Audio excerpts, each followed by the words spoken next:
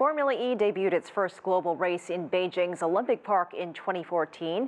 Lauren Fix joins us now from Buffalo, New York. She is a top automotive expert in the United States, where she is known as the car coach.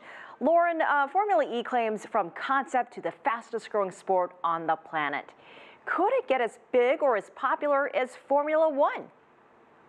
Well, on a global basis, I'm not sure if it'll make it as big as Formula One. You have to remember there's more money invested in that than there is in Formula E. And Formula E does have its drawbacks, although they've done a great job promoting it, and they've certainly put a lot of money and investment in getting the word out. So tell us more about these electric race cars, the technology, the speed, and for those who haven't seen a race yet, how do these cars perform compared to what we know of Formula One race cars? All right, from a performance basis, they do have the performance of many other vehicles. They're very fast. They handle equally because the handling has not changed other than where the battery might be located. So the cars are well designed. There's a lot of interesting development that goes into it. And this type of technology is just like it used to be. Race on Sunday. If you win, you sell on Monday. And so the idea of brands like Jaguar and Audi getting involved in it is they're hoping to boost some attention to their brands. From that standpoint, that's great, but from a consumer standpoint, they should be aware that it is a green, sustainable, I would guess, racing series. But what we have to remember is when you go there, and I've been to the New York one 4 times or 3 times, one of the things you have to note is that the batteries are all charged by diesel power generators. And the idea of Formula E was to not use any fossil fuels.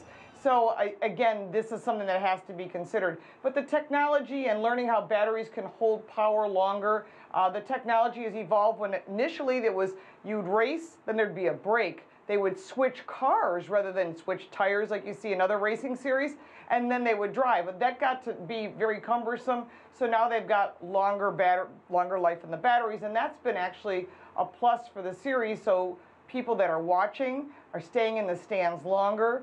Unfortunately, the attendance here, at least in the U.S., has been down.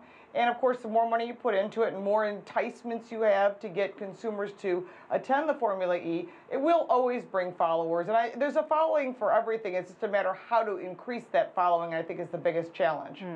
Well, we know that the very first race was in Beijing a few years ago. And now there are a dozen events in some of the world's biggest cities. Yes. To the bigger message, though, of sustainable mobility for a greener future, do you think that part of it is getting across to consumers? Well, that's a difficult situation. Here in the United States, less than 2% of our 17.2 million auto sales were plug-in electric vehicles. So it has not had a high take rate. The consumers need that $7,500 tax credit, which is going away for Tesla and for General Motors, and that's going to impact their sales.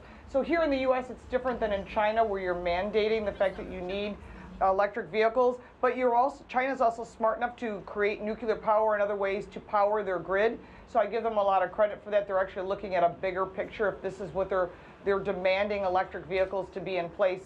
So from China, as far as their standpoint alone, it's good to bring in fans. Chinese fans love auto racing. They always have. And this will be a good way to sort of bring in youth and bring more excitement to the sport, bringing more attention to electric vehicles for those people who will be driving them in the future.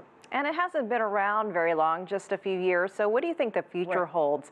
Are the car companies behind it? Do you see more fans possibly getting behind it down the road?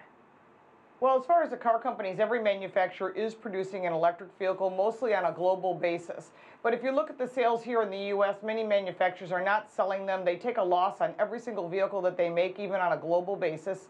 When you've got brands like Volkswagen who are producing and talking about producing their full lineup in electric, this is a goal that they have. Audi's come out with the e-tron, Jaguar has the I-Pace. Every manufacturer, Mercedes and so forth, is producing electric vehicles because they know they have to, because there's a demand forced on them by different countries. And China is one of the biggest demands. It is the largest automotive market in the world. And because of that, you have to meet that demand or you're not going to be able to survive in the future. And of course, fans will start seeing it. People will start experiencing that. And that's part of what they do at Formula E. They give consumers an opportunity to take rides or drive those vehicles that are on the street today and sort of create a buzz. And that's really what Richard Branson started to do, why he came up with this Formula E. Cool stuff. Lauren Fix in Buffalo, New York. Thank you so much.